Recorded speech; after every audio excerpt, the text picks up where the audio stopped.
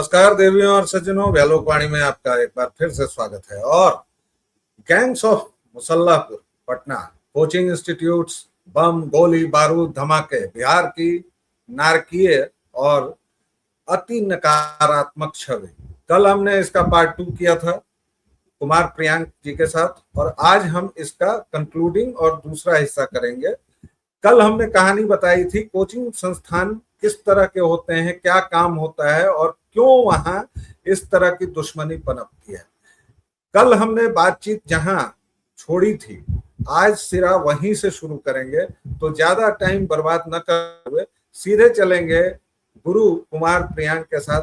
आपको बता दूं कि इनका पार्थ सिविल सर्विसेज नाम का एक कोचिंग इंस्टीट्यूट है और इनको इनके बच्चे गुरु जी या गुरु के नाम से पुकारते हैं। तो जैसे फैजल खान सर हैं, रोशन आनंद सर हैं, वैसे ही प्रियांक गुरु हैं। तो गुरु जी प्रियांक, आपका बहुत बहुत स्वागत है। कल जहां से खत्म किया था वहीं से शुरू करेंगे हम लोग कि अब क्या हुआ, क्यों बमबाजी और ये सब तमाम चीजें। Over to you sir. ठीक है, नमस्कार आलोक जी, देने के लिए मौका मुझे। हाँ, तो हम सीधे मुद्दे पर आते हैं। अब अभी जो हाल में जो घटना जो घटी उसका हम सीधे आपको पॉइंट आते हैं वहां पर। इन लोगों के बीच में दोनों जो थे, मतलब जो खान सर हो गए और रोशन आंसर, चूंकि टक्कर देने लगे थे ऑफलाइन में खान सर को और रोशन आंसर, तो और दोनों का जो मेन जो कोचिंग इंस्टीट्यूट है वो एक ही बिल्डिंग में है वहां पर।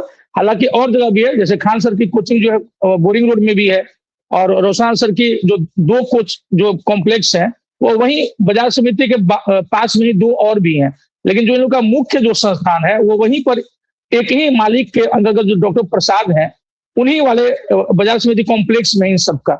तो हुआ क्या कि जब एक को कोई दूसरा टक्कर देगा तो वो एकदम यूएसए और रशिया वाली स्थिति हो गई। तो जाहिर सी बात है कि जो नंबर 1 होता है वो नहीं चाहता है कि कोई उसको क्रॉस कर पाए, उस स्थान को बनाए रखता है। तो इन लोगों का जब अभी बिहार पुलिस सिपाही भर्ती परीक्षा का जब रिजल्ट आया, 19,800 समथिंग रिजल्ट आया, तो उसमें जो रोशन आंसर हैं उनके ज्ञानबिंदु कोचिंग ने दावा किया कि हमारे यहाँ से 10,000 बच्चों ने रिजल्ट निकाला, और उसके लिए उन्होंने सम्मान समारोह आयोजित किया शायद 28 मई को। और उसमें बच्चे आए भी जो हुए होंगे, अब उतना नहीं जितना हम लोगों ने दावा किया कि 10,000 बच्चे हैं। और उसके ठीक तुरंत बाद शायद 29 मई को खान सर का जो हुआ कि अब उन्होंने भी सम्मान समारोह आयोजित किया, और इन्होंने और 2,000 बढ़ा दिया कि 12,000 प्लस बच्चे हमारे यहाँ से हुए हैं। तो एक के यहाँ से 10,000 और एक के यहाँ से 12,000, तो आपको आप जोड़ेंगे कि 22,000 हो गया। तो अगर हम मान भी लेते हैं कि चलिए 2-3 हजार बच्चे दोनों के यहाँ म्यूचुअल थे, क्योंकि कई बच्चे दोनों के यहाँ पढ़ लेते हैं, लेकिन ये जो दावा है दोनों का, अब ये दोनों ही भ्रामक दावा था। तो हुआ क्या कि जब ज्ञानबिंदु वाले ने पहले जो अपना सम्मान समारोह आयोजित किया, जो नए नियुक्त सिपाही हुए थे, तो उनके पोस्टर्स साटे गए थे वहां पर उस कॉम्प्लेक्स में। और उसके तुरंत बाद जब खान सर के कोचिंग ने जब अपना सम्मान समारोह आयोजित किया, तो हुआ क्या कि जो इन दोनों के जो कॉमन मकान मालिक हैं डॉक्टर प्रसाद, उनका जो केयर टेकर है चुन, उसने रोशन आनंद सर के कुछ पोस्टर्स को उतार दिया सामने वाले को, क्योंकि अब वहां पर खान सर का पोस्टर लगना था। तो आप समझिए कि लड़ाई यहीं से शुरू हुई। तो शुरुआत जो है मेनली जो मकान मालिक है डॉक्टर प्रसाद, उनके तरफ से शुरू हुई, क्योंकि उनके केयर टेकर ने जाकर के बिना पूछे ज्ञान बिंदु का पोस्टर उतार दिया। तो जाहिर सी बात है, आपको अगर उतरवाना भी था तो आप पहले ज्ञान बिंदु के संचालक जो रोशन सर थे उनसे बोलते कि भाई आप अपना पोस्टर हटाइए, खान सर का सम्मान समारोह है तो उनका लगेगा अभी फिलहाल। तो बिना पूछे उसने फाड़ना शुरू किया। इसका वीडियो भी सामने आ चुका है, आप देखेंगे तो। बस उसी पर उबाल खा करके ज्ञान बिंदु के कुछ जो स्टाफ थे वो बाहर आए और उन्होंने चुन को पकड़ करके पीटना शुरू कर दिया। इसका भी वीडियो है, मतलब दोनों घटनाओं के वीडियोज हैं। और जब ज्ञान बिंदु के स्टाफ से जब चुन को पीट दिया, तो उसके बाद हंगामा होता है। एक पूरा यूट्यूब जो है सोशल मीडिया गरमा जाता है। खान सर इंटरव्यू दे रहे होते हैं अब आकर के, यार 8-10 राउंड तो हम अपने आंख से देखे हैं। मतलब कहने का ऐसा बोल ऐसे रहे थे जैसे लग रहा है कि 150-200 राउंड गोलियां चली हैं, जिसमें 8-10 राउंड ये खुद देखे हैं। ठीक है कि अफरा तफरी मच गई। तो ये सफेद झूठ था। और इनको क्या लगा कि अक्सर ये सब चीजें होती रहती हैं। और पटना पुलिस की सबसे बड़ी गलती क्या सामने आई कि खान सर के बात को मान करके कि 8-10 राउंड गोली चली है, बिना देखे सुने इन लोगों ने सुबह सुबह जो है 4 बजे रोशन अंसर को उठा लिया। ठीक है, अब वो मीडिया के सामने आकर के बोल दिया, अरे बाप रे बाप, 8-10 राउंड गोली तो मेरे सामने चली है। अब किसी ने भी ये नहीं देखा कि कौवा जो है वो तुम्हारा कान काट के ले गया। अब सब जो है कान देखने के बजाय कौवे के पीछे भागे, समझ सकते हैं। तो पटना पुलिस ने सीधे अरेस्ट कर लिया रोशन अंसर को और उनके 2 साथियों को। ठीक है, और उसमें भी असल है बात कि जो वीडियो में जो लोग दिख रहे हैं पीटते हुए चुन चुन को, वो अरेस्ट नहीं हो रहे हैं।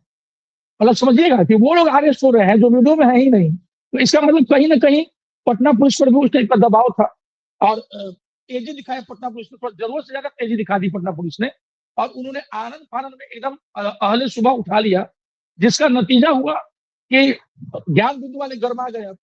और अगले दिन फिर जब पुलिस ने ठीक से तफ्तीश की और ज्ञान बिंदु ने अपना, उनके जो ज्ञान बिंदु के कुछ टीचर्स थे, उन्होंने प्रेस कॉन्फ्रेंस किया। प्रेस कॉन्फ्रेंस में उन्होंने वीडियो दिखा दिया कि देखिए ये गोली हमने नहीं चलाई है, बल्कि खान सर के कहने पर उनके 2 बॉडीगार्ड्स जो हमेशा उनके साथ साई की तरफ पब्लिकली रहते हैं, उन दोनों ने चलाया है।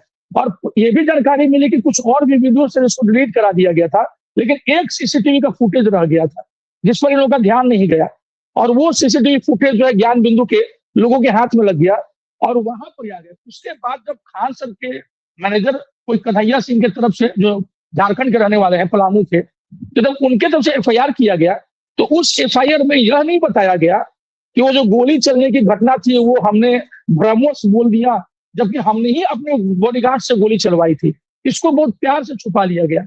और जब ज्ञान बिंदु के प्रेस कॉन्फ्रेंस में यह बात सामने आ गई कि गोली असल में खान सर के दोनों बॉडीगार्ड्स ने चलाया है, तब जाकर के पटना पुलिस ने खाना पूर्ति करते हुए दोनों बॉडीगार्ड्स उठा लिया। और जबकि उसमें कहा गया है, जो पटना पुलिस ने अपने तरफ से एफआईआर किया, कि खान सर के कहने पर बॉडीगार्ड्स ने कहा, उन्होंने कबूला दोनों बॉडीगार्ड्स ने कि हमने गोली खान सर के कहने पर चलाई है कि मारो इस सबको, कुछ नहीं होगा, मेरा संपर्क बहुत ज्यादा है। तो जो कहने वाला होता है, आदेश देने वाला और चलाने वाला, तो तीनों को गिरफ्तार किया जाना चाहिए था। लेकिन खान सर के रहने के बावजूद पुलिस ने वो तेजी नहीं दिखाई जो रोशन आनंद को दिखाया। नतीजा क्या हुआ, रोशन आनंद जो है 12 दिनों के लिए जेल चले गए और उसी दरमियान पुलिस की गिरफ्तारी से, चूंकि उनके छोटे भाई प्रिंस का भी नाम दे दिया गया था, तो जाहिर सी बात है इस तरह जब कोई देखता है कि पुलिस बिना जांच पड़ताल के किसी को गिरफ्तार करके जेल में डाल दे रही है, तो एक सामान्य व्यक्ति क्या करता है, वो भागता है कि भैया हम ही पकड़े जाएंगे, तो भैया ऑलरेडी मेरे जेल में है ही, पता नहीं हमको भी बंद करके कहीं पीटे ना सब। तो वैसी स्थिति में व्यक्ति भागता है। इसलिए वहां पर हम इसके लिए दोष नहीं देंगे कि प्रिंस यादव अपराधी था इसलिए भाग गया, ऐसा बिल्कुल नहीं था। कोई भी व्यक्ति भाग जाता है ऐसी स्थिति में, डर जाता है पुलिस का रवैया देख करके। जब तक पुलिस के प्रति सम्मान नहीं अर्जित होगा, लोग स्वेच्छा से नहीं जाना चाहते हैं पुलिस के पास, यह सच्चाई है। और यहाँ पर जो खान सर हैं, जिनको हम खान सर बोलने में भी हमको ठीक नहीं लग रहा है, तो ये जो है इनको सामने आना चाहिए था उसी समय कि भाई मैं माफी मांगता हूं, हमने कोई गोली चलते हुए नहीं देखी थी, हमने झूठ बोल दिया था उस समय आवेश में आकर के। नहीं, आप वाक्य तो पूरा कर लीजिए वरना दर्शक गाली देंगे। हाँ ठीक है, बीच में आपने उंगली, लेकिन मैं अब जब बोल गए हैं तो मैं बोल ही देता हूँ, फैजल खान को आप फैजल खान ही कहिए, मैं उसको हमेशा फैजल खान ही कहता हूँ, अवध बोझा ही कहता हूँ, विकास अपकीर्ति ही कहता हूँ। ये जो इस तरह के नाम है, ये जो कूड़ेदान में डालने लायक है, इनको हीरो या नायक बनाने की जरूरत नहीं है। दूसरी बात, दर्शकों आपकी जानकारी के लिए बता दूं कि खान आदतन झूठा है। प्रियांक जी की जानकारी में तो है ही, आप लोग भी थोड़ा गूगल करेंगे तो आपको कई सारे वीडियो मिलेंगे जिसमें वो किसी को आरओ ऑफिसर बता रहा है, किसी को बीपीएससी वाला, और वो लोग खुद बाद में रिफ्यूट कर रहे हैं। कई सारे ऐसे वीडियोज आ गए हैं जिसमें खान के दावों की पोल खुल गई है। जी प्रियांक भाई। बिल्कुल, हाँ।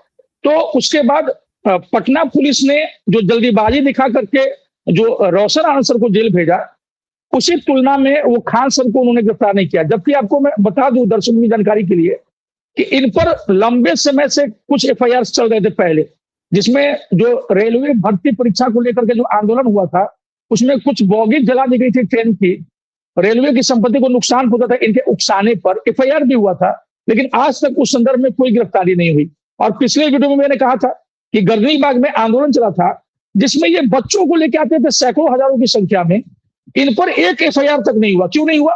उन टीचर्स पर एफआईआर हुआ जो बेचारे चुपचाप बैठे रहते थे, लेकिन इन पर नहीं हुआ। और दूसरी बात, लास्ट में हमने इनको देखा जब जब भीड़ छट गई थी गर्मी बाग में, फिर भी 2-3 बच्चे बैठे रहते थे रात में, इनके 10-12 लड़के आते थे और वो लिटरली उठाने की कोशिश करते थे कि तुम लोग हटो यहाँ से, खाली करो इस स्पेस को। आखिर उस समय खान के जो ये लोग थे, गुर्गे थे, ये क्यों उन बच्चों को हटाना चाहते थे? जो व्यक्ति शुरू में सपोर्ट कर रहा था वो बाद में हटा रहा है। और कल भी हमने कहा था कि गया और नवादा ट्रेजरी पर जब उन्होंने क्वेश्चन उठाया कि पेपर लीक, तो वहां के दोनों जिलों के तत्कालीन डीएम ने कोई कार्रवाई क्यों नहीं की कि हमारा जो है नाम बदनाम किया जा रहा है, प्रशासन की छवि धूमिल की जा रही है। फिर बीपीएससी ने इनको एक नोटिस दिया था, आपको याद होगा, कि आप जो है हमारे खिलाफ दुष्प्रचार कर रहे हैं।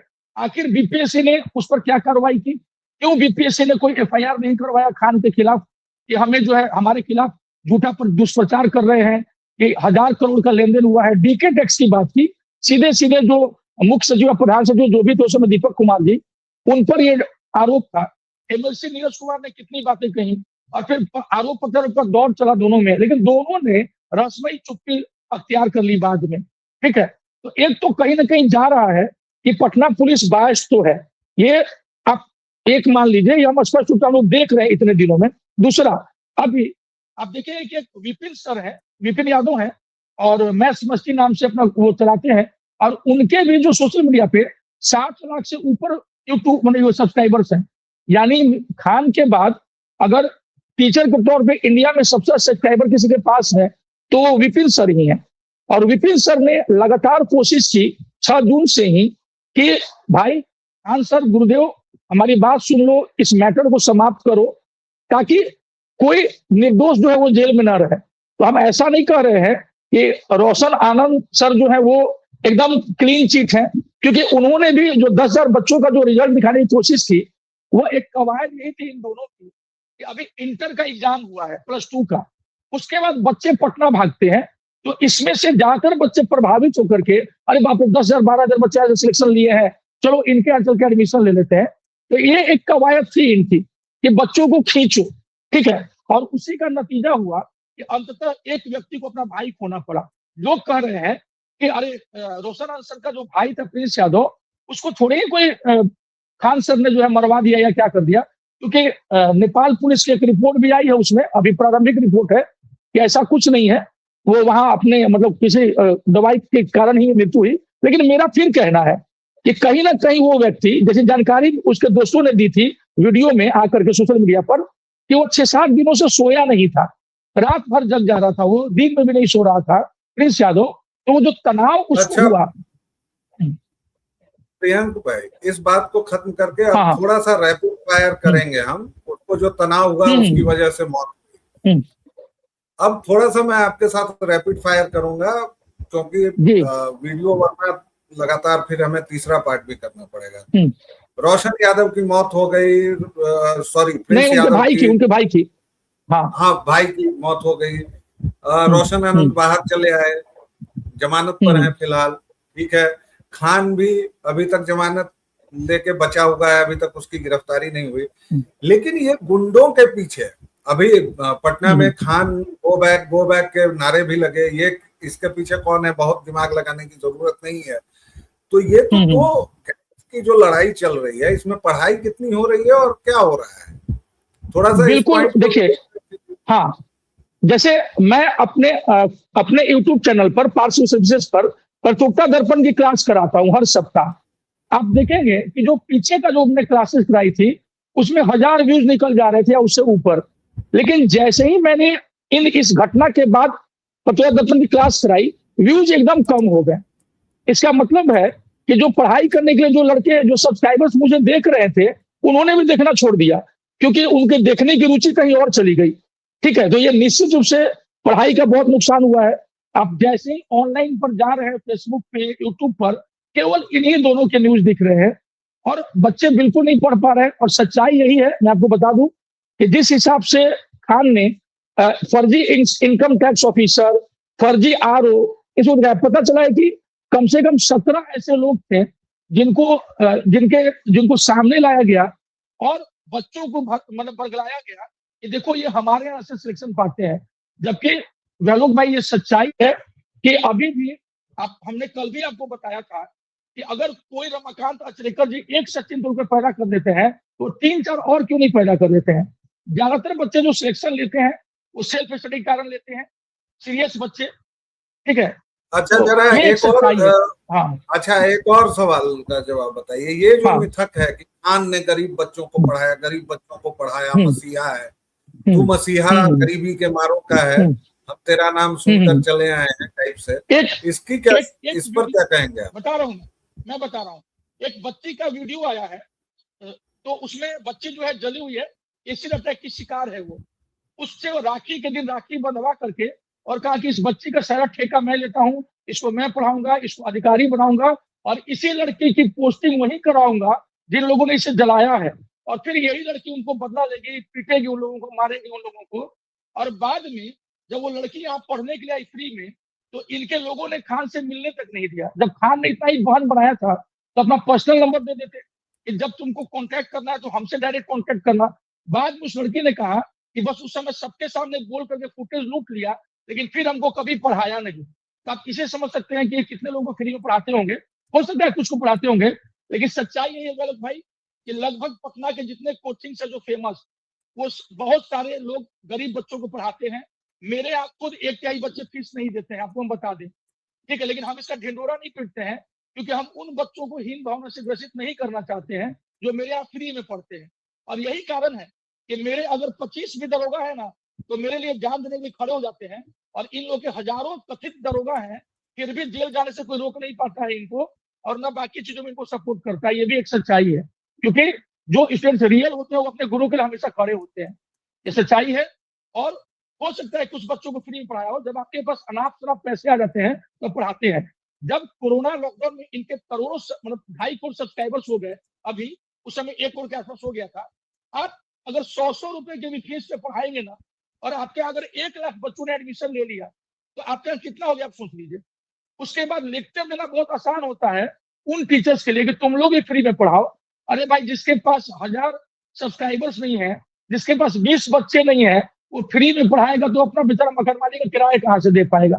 तो ऐसी स्थिति में जब मुफ्त में कुछ चीजें आ जाती हैं, तो आपको जो है फीस कम करके, मूर्ख बना करके बड़ा सही हो जाता है कि अब तुम लोग भी ये काम करो, हॉस्पिटल खोल लो, अच्छा, ये कर लो, वो कर लो। अब हम्म अब एक अंतिम सवाल जिसके बाद आपको कंक्लूड करना है।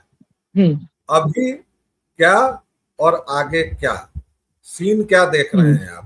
मतलब अभी फिलहाल की क्या देखिए, स्थिति है? हाँ, दोनों जमीनों पर हैं, बस अब जल्दी से आगे बता क्या दे रहे होने वाला है? हैं। बिहार सरकार में थोड़ी हम्म भी रीढ़ जगेगी, थोड़ी भी अंतरात्मा जगेगी बिहार पुलिस की? खान हम्म जाएगा अंदर या नहीं हम्म जाएगा? चूंकि आप वकालत भी जानते हैं, वकील भी हैं, हाँ, तो आगे क्या तस्वीर आप देखते हैं? बच्चों का भविष्य तो मैं देख पा रहा हूं कि अंधकार में ही है।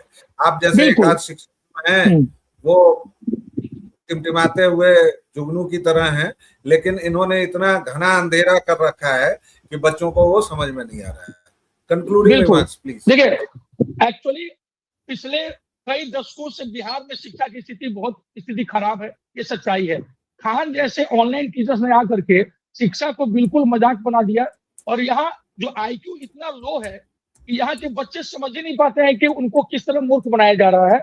और इस टाइप के जो कथित शिक्षक हैं, ये अपना जो है बना करके, मूर्ख बना करके इन लोगों को। और आप जैसे बोलते हैं सब, खान ने कितने लोगों को आईएएस आईपीएस बना दिया।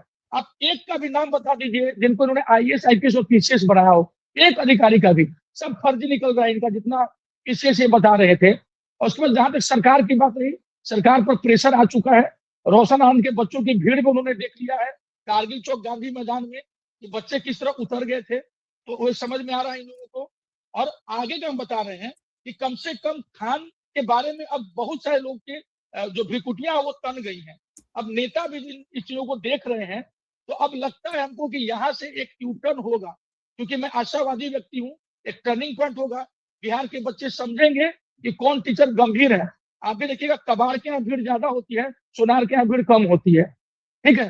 तो इस चीज को अगर वो समझेंगे चीजों को, क्योंकि वो मूर्ख ये समझते हैं कि अरे ये लोग तो अपना प्रचार कर रहे हैं, ये लोग बहती गंगा में हाथ धो रहे हैं। ऐसा बिल्कुल नहीं है। हम लोग को भी दुख होता है बिहार की शिक्षा को जाते देख करके। और हमको लगता है कि यहाँ से अब बिहार सरकार थोड़ा सूद लेगी, ठीक है। कोचिंग में भी जो ये भ्रमजार बना चुके हैं, इसे खान से मांगा जाना चाहिए उन बच्चों की सूची कि तुम दिखाओ कि तुम्हारे यहाँ से कौन 12,000 प्लस बच्चे जो सिपाही बने, रोल नंबर और नाम मांगा जाना चाहिए, ताकि इनकी पोल पट्टी खुले कि आप दिखाइए कि आपके वो कौन 12,000 प्लस बच्चे हैं जो आपके यहाँ से सिलेक्शन पाए हैं, तभी असली सच्चाई बाहर आएगी। क्योंकि कई वीडियोज आ चुके हैं जिसमें ये मूर्ख बना रहे हैं लोगों को, ठीक है। बाकी ग्रुप डी तक के लिए ठीक है, उस जैसे तैयारी के लिए इधर सामान्य टीचर्स ठीक है जिन लोगों ने इनको हीरो बना रखा है। बाकी आगे हमको लगता है कि अब यहाँ से एक टर्निंग पॉइंट आएगा। और एक अच्छी बात यह है कि 2-3 दिनों में बीपीएस का रिजल्ट आने वाला है, उसमें मेरे कई स्टूडेंट्स आएंगे। आशा है कि अगर आप कहीं पटना आएंगे तो मिलवाएंगे उन लोगों से। 12 है और उनके बारे में मैं शुरू से बताता आया हूँ, तो मुझे लगता है कि अगर कोई प्रकार की आंगली नहीं हुई तो 8-9 तो पक्का निकलेंगे उसमें से, और दिखाएंगे हम। और उसमें भी ये भी बता रहे हैं कि वो सभी गंभीर बच्चे हैं, उसमें मेरा रोल इतना ही है, एक दिशा दे दी मैंने उनको। हम अगर नहीं होते तो ऐसा नहीं था कि वो सिलेक्शन नहीं लेते, ठीक है। तो वो हम दावा नहीं करते हैं, वो होते। उसमें मेरे लिए अच्छा रहा कि चलो मेरे संस्थान से इतने बच्चे हैं, बस इतना ही। तो दर्शकों और श्रोताओं, और दो गुंडों की लड़ाई, दो मवालियों की लड़ाई, इनको शिक्षक कहकर, गुरु कहकर इन शब्दों की गरिमा न गिराएं। This is the war of gangs of Musallapur, Patna. और पटना के लिए सबसे दुखद बात यह है कि जो कभी शिक्षा का केंद्र रहा करता था, कोचिंग इंस्टीट्यूट्स का जहां जमावड़ा है, वहां बच्चे एक दिशाहीन अंधकार की ओर बढ़ रहे हैं। उम्मीद है सम्राट चौधरी ने जो बातें कोचिंग के बारे में कही होंगी वो हवा हवाई न रहें और वो कुछ कार्रवाई करने का दम भी दिखाएं। प्रियांक जी जैसे टीचर्स को आप फॉलो करें।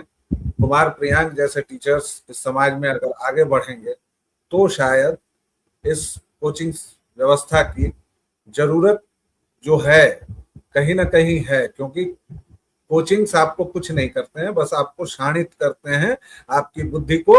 और बच्चों, आपको समझना चाहिए कि जैसा प्रियांक भाई ने भी कहा कि जब तक आप मेहनत नहीं करेंगे तब तक कोई और आपकी मदद नहीं कर सकता है। कोई जादुई दवा नहीं है, कोई टोना नहीं है, आपकी मेहनत है 99%।